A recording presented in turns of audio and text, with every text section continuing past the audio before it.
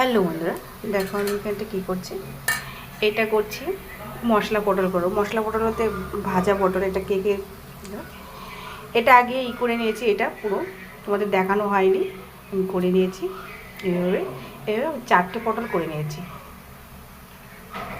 এই 4টে পটলে আমার অনেক, এই যে এক সাইজের মতো 4টে পটল নিয়েছি।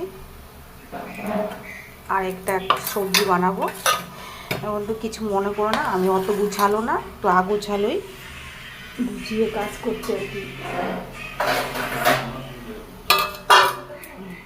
কাজ করে বাবার ঘরে কাজ করে খাইনি, তো এবার শ্বশুর ঘরে কাজ করে নিজের মতো করে খাই। ও কাজ সব কাজ অত গুছিয়ে পারে না, সবার সবটা ট্যালেন্ট থাকে না এটা সব কাজ দিয়ে। তো এই যে এটার মধ্যে অলরেডি ভরেই নিয়েছি যেটা। আর এখানটা রান্না করছি আমি শাক, ঘাটা শাক। কে খাও এই ঘাটা শাকটা? ও কী দিয়েছে, রসুন, বাদাম, লঙ্কাগুলো একদম ঘেটে গেছে পুরো রান্না করছে। সেই মজায় শাকটা, 5 স্পেশালের শাক, সব কিছুই শাক আছে, অত নাম বলতে পারবো না। তবে এইটার এই যে পুর বানিয়ে নিয়েছি, তা আদা, রসুন, পেঁয়াজ, তারপর কিছু পেঁয়াজ আবার কুচি করে ভেজে নিয়েছি করে এটা করছি। আর এখানটা আছে চিংড়ি মাছ, অল্প করে চিংড়ি মাছটা হবে এই ডাঁটা, আলু আর উচ্ছে এগুলো দিয়ে একটা তরকারি বানাবো।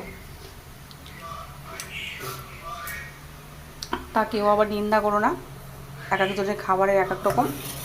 তো আমরা এরকম সে খাই। মশলাটা তো খাই না তাও না, কিন্তু মশলাটা খাই, কিন্তু একটু কমই খাওয়া হয়। ছেলে পেলে একটু করলে নাহলে এগুলো।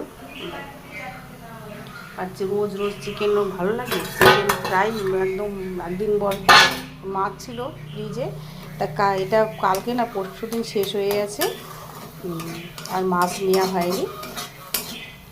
সত্যি কথা টাইম পাইনি। আজকে শনিবার, আজকে ছেলের এক্সট্রা ক্লাস আছে বলে আজকেও স্কুলে চলে গেছে ও। আস্তে আস্তে 12টা বেজে যাবে, তো ততক্ষণ আমার রান্নাও হয়ে যাবে। তো এগুলো কাজ করছি আমি। তো দেখো বন্ধুরা, আমি অলরেডি দুটোতে একদম মুখ লাগিয়ে নিয়েছি এরকম ঝাঁটার কাঠি দিয়ে। এরকম নতুন ঝাঁটার কাঠি এনে একদম যেটা ব্যবহার করা হয়নি খোলা হয়েছে সেটা দিয়ে এরকম আটকিয়ে নিয়েছি। তারপরে এর কী করবো, একটু আটা বা ময়দা আর কি মেখে তবে এই মুখগুলো একদম পুরো আটকিয়ে দেবো, যেন বেরিয়ে না যায়। এই প্রসেসটা করবো।